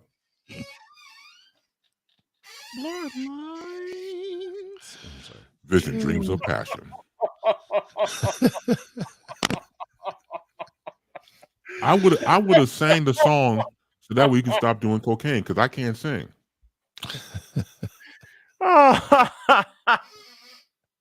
Yeah, because again, it's one of those things where I had to learn from, as Raymond just mentioned about listening to people like Jim Durham. And when you listen to someone that is doing it, and they're doing it in 3D, and their lights out fantastic, I just want to be in their presence. When I was younger, I wanted to get there. I knew it would take time to get there. I just want to be in their presence. What made them great? What made them unique? What made them so fantastic what they did? And what we all have in common is the fact that who's out there that's you? Nobody. It's you. Right. So you capitalize on who you are. You embrace who you are. And what we do is a love for the game, literally, because it's not work. It literally is not work. And it's who you are and what you are. And when you're able to comport that through communication and podcasting and broadcasting, it comes off that way. That's the one thing I learned coming up in the industry. I've known people who, and it works for them, they create a persona on the air that works because it gets the listenership, it gets the callers coming in and going back to terrestrial radio. And I understood that. But other people I worked with, that's who they were on off mic all the time. And those people gravitated towards the most because they were comfortable in their skin. Right. And when I was 19, I knew I wanted to talk radio. I wasn't comfortable yet. I need to get comfortable in time. So to be around people and mentors and that environment and you soak it all up and you find out where you are and your place and your voice. It's a journey, and the journey continues as we do now. But in the earlier days when we were coming up, I stress mentors when I can, because mentors, if they're interested in taking you on, not all people want to take you under, and from the standpoint of putting an arm around you, because they don't have to. But if you find someone, if you're blessed, I mean it sincerely, if you're blessed to find a mentor or mentors plural, and they put an arm around you and show you the way and guide you, is only going to make you better. Only. One of my mentors was my first ever my first ever supervisor in radio when I was at Chicago State, and that's John Kalidas. He gave me my first ever opportunity. I can't thank him enough for just coming up to me and saying, "You want to take a chance with our school radio station and be our sports director?" And I said, "Certainly. I don't know what the hell I'm doing, but certainly." And he says, "You know sports. I can help you. I can help guide you in how to put the programming together." And then he coupled it with radio coverage of Chicago State basketball, and then later baseball and volleyball in 2001. And I didn't know at that time how much of a monster had been unleashed, but it did. After the first game I did, December 7th, 1995, with an idea, all off of an idea, because my friend had checked out a camera from the speech and theater department, and I asked him, "Can you attach a microphone to that?" And he said, "Sure." And he said, "What do you have in mind?" And I didn't even have a headset that night. I just had a microphone and an idea, and off to the races we went. So I have a request real quick. I was looking in the comment section. My man, Diggy, S. Diggy, could you put it up at the bottom when he says, "Did at Chris Base have that dream?" You did? Okay, thank you very much. Yeah, can you put that back up? I want to show everybody about the dream. I'm sorry. That I had the dream with Dionne Warwick and Mario again. First of all, thank you for remembering the dream I had. And that was the dream. I told you I was watching gangster movies all day. I was on a gangster movie fest. I was watching Scarface and all types of stuff, man. You were on a gangster movie kick. Man, I was on a roll, Superfly, and I was gone, man. And so in the dream, as I reiterate for those of you who may not know, in the dream, I fell asleep. In the dream, I was in Miami. I had this, great penthouse, palm trees, nightlife, and everything else. I was living the life, man. And I invited Dionne Warwick and Mario, who were in town performing, to come by and do cocaine with me. Now, mind you, I never did cocaine in my life. But in this alter ego dream, I was the man. So I just, how much cocaine I had? I'm not promoting drug use. Man, it was up to here. Now, I'm at a table at this juncture for broadcasting. It was up to my head. A mountain of cocaine, mind you. I went to go get something to eat. Man, all four nostrils. Everything. Didn't leave me nothing. Horrible guess. Really. Which spawned one of the greatest lines on this show. All of it between two people and four nostrils. All of it was gone. All. Between two. Now that's the damnedest of shame. Now, yes, I know it's wrong, but that was the dream I had. All this gangster stuff I was watching. Didn't leave me not and four nostrils. We talking about Hoover, and Dyson. Man, had Mario and Dionne Warwick the same again. Look at their nostrils, Doc. I ain't lying. That's the problem. I tried to steer clear of them noses. Man, look, wow. you can steer clear of it. Just take a look. You can go online, as we all can do, and pull up a picture of the both and put them side by side. Do you understand that story the first time I did? Do you understand that you walk into a room with them, they can smell your feet? That's how strong their noses are. You got your socks and shoes on and everything else. That's how strong their nostrils are. They can smell your feet. Dead. Yeah. Like, how you smell my feet, man? I got all sorts of it. We just smell them. Dead. Just dead. The incomparable Chris Bass, as he joins us each and every Friday. We're inside the Boom Shakalaka, and if you're not laughing, you ain't got a pulse. Thank you, Bass. We love you, brother, so much. Oh God, that love you more. movie kick. Man, we love you, Bass. Thank you. Love you more. Thanks again. You take care. Have a fantastic weekend, everybody. See you later today, Bass. See you later, Bass. Keep your socks and And now, the transporter to Hades, the reformer of hooker whores, and the bronze god, the one, the only, the legendary Chris Bay.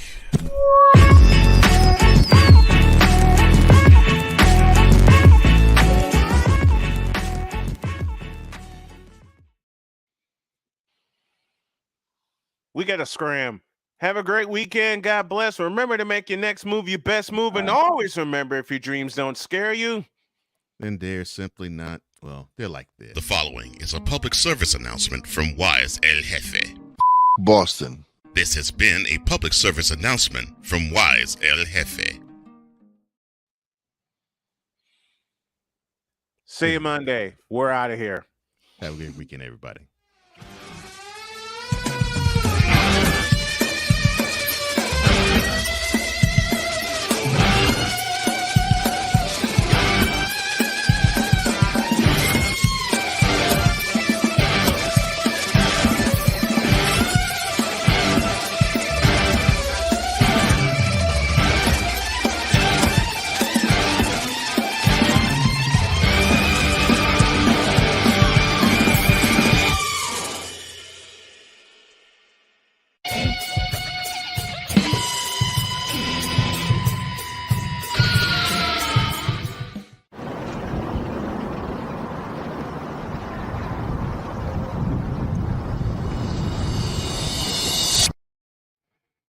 And bronze sexuals, you all forever will take the...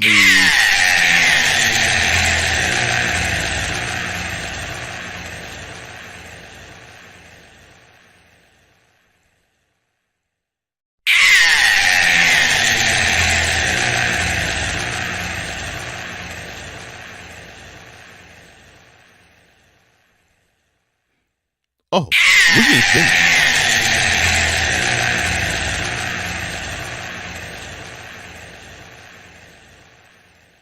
You all are just that pathetic. One more time.